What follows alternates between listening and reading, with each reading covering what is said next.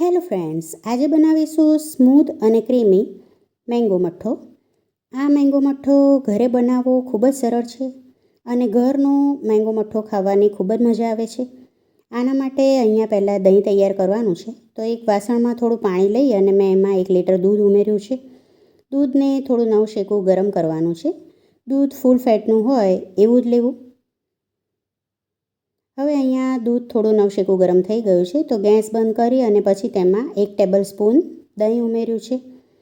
દહીં ઉમેરી અને દૂધને સરસ આવી રીતે વિસ્ક કરી લેવું. અહીંયા સરસ વિસ્ક થઈ જાય પછી તેને મિક્સ કરી અને ઢાંકી દેવું અને તેની ઉપર થોડું વજન મૂકી અને તેને 2 થી 3 કલાક રહેવા દેવું. સરસ ક્રીમી અને સ્મૂથ દહીં તૈયાર થયું છે.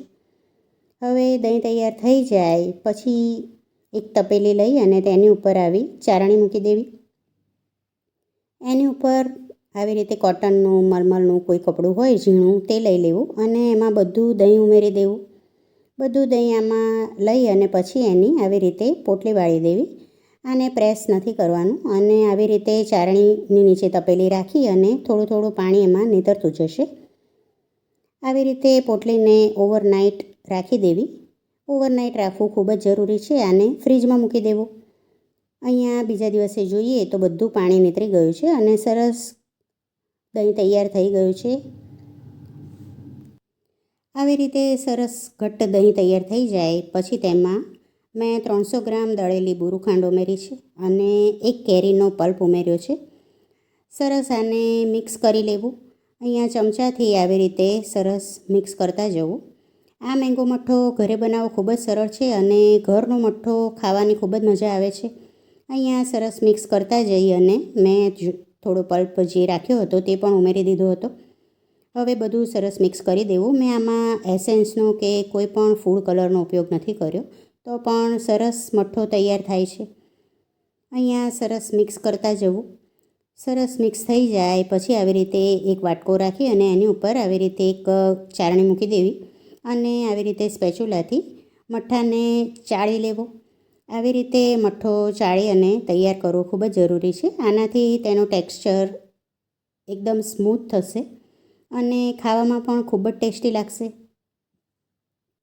આ ક્રીમી મેંગો મઠ્ઠો તમે પણ એકવાર ઘરે ચોક્કસથી ટ્રાય કરજો.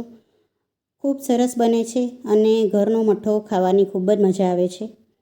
આવી રીતે હું બધો મઠ્ઠો ચાળી લઈશ. અહીંયા આવી રીતે સ્પેચ્યુલાથી સરસ મઠ્ઠાને ચાળી લેવો અને એકદમ સ્મૂથ મઠ્ઠો તૈયાર થાય છે. આમાં એસેન્સ અને કલર કોઈ પણ વસ્તુની જરૂર નથી પડતી, એટલે ગિલ્ટ ફ્રી આ મઠ્ઠો આપણે ખાઈ શકીએ છીએ. અહીંયા મઠ્ઠો તૈયાર છે ચડાઈને. પછી એમાં મેં અડધી કેરીના ઝીણા ઝીણા ટુકડા ઉમેર્યા છે. અહીંયા આમાં તમે આઈસ્ક્રીમ પણ ઉમેરી શકો છો, પણ મેં નથી ઉમેર્યો.